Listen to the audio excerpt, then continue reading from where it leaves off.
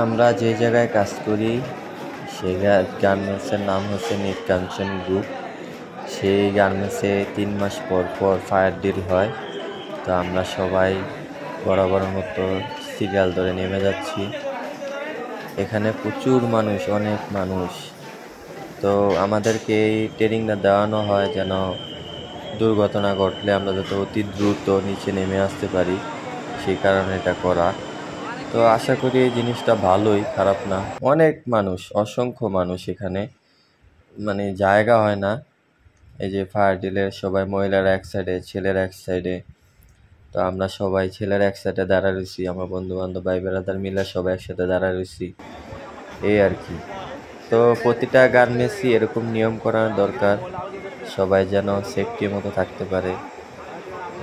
আমাদের 2টা ইউনিট, এই সাইডে একটা, ওই সাইডে একটা। তো এখানে অনেক মানুষ, এই যে এটা হচ্ছে পুরন আর এই সাইডে হচ্ছে নতুন।